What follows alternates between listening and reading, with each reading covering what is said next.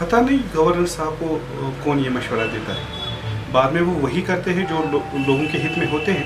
आपको पता होगा जब 2 दिन का बैन लगा था, मैंने ओपन लेटर लिखी थी गवर्नर साहब को। मैंने कहा आप मुझे बताएं, एक तरह से हम जमहूरियत का दावा करते हैं, दूसरी तरफ से आप कैसे इस चीज़ को जस्टिफाई करेंगे। हफ्ते में 2 दिन लाइफलाइन जो है उसको बंद रख रहे हैं। फिर उन्होंने 1 दिन का रिवोक कर दिया, फिर बाद में रिवोकेशन की। और जो यात्रा है हमारी हिस्ट्री रही है, ये वो सरजमीन है जिन्होंने हुजूर पाक सल्लल्लाहु अलैहि वसल्लम का उर्स भी मनाया है, मनाते आए हैं, मनाते रहेंगे।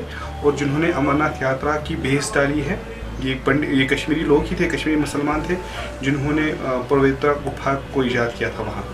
तो दूसरी बार ये कश्मीरी मुसलमान ही हैं जो उसको अपने कांधों में ले जाकर कामयाब बनाते हैं। और गवर्नर साहब ने इस बात का खुद एतराफ़ किया है कि कश्मीर में यात्रा को सबसे बड़ी सिक्योरिटी कश्मीरी मुसलमान है। अब जब खुद गवर्नर साहब इस चीज़ का इंकिशाफ कर रहे हैं कि कश्मीर में जो है यात्रा को सबसे बड़ी सिक्योरिटी कश्मीर की मुसलमान है, तो हाईवे किस रीज़न से बंद हो रहा है वो हमें पता नहीं। एक ही चीज़ मैं आदिल साहब आपको बताऊँ, इससे हमारे डेमोक्रेटिक इंस्टीट्यूशंस की क्रेडिबिलिटी ख़त्म होती है।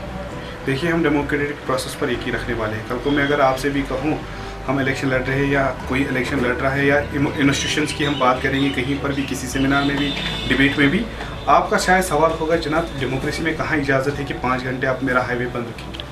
कहीं ना कहीं जो डेमोक्रेटिक इंस्टीट्यूशंस हैं उनकी क्रेडिबिलिटी इससे इरोड होती है। मैं एक बार फिर गवर्नर साहब से अपील करता हूँ आपकी वसादत से, आपके ज़रिए से, कि आप इस पर एक बार फिर से एक रिव्यू लीजिए। मुझे नहीं लगता कि लोगों के हित में जा रहा है। यहाँ पर श्री अमरनाथ जी यात्रा तब भी हुई थी जब यहाँ मिलिटेंसी पीक पर रही है। 90s, अर्ली 90s देख लीजिए, उस वक्त this state was out of gear from everyone. तो उस वक्त कोई कंट्रोल नहीं था, तब भी अमरनाथ यात्रा अच्छी तरीके से हुई। 3 मास अपराइजिंग बड़ी हुई 2008, 2010 और 2016 की एक इंसिडेंट दिखा दीजिए जहां पर किसी यात्री को हरास किया गया हो। तब तो यहां पर कश्मीरी मुसलमानों को रोकते थे लेकिन यात्रियों को फैसिलिटेट करते थे, यात्रियों को फ्री बोर्डिंग लॉजिंग रखी गई। आप 2014 का सैलाब ले लीजिए, जितने भी टूरिस्ट थे उनको रेस्पॉन्डर्स, फर्स्ट प्रायोरिटी जो रही थी रेस्पॉन्डर्स की, कश्मीरी मुसलमानों की, कश्मीरियों की, वो रहे थे टूरिस्टों की।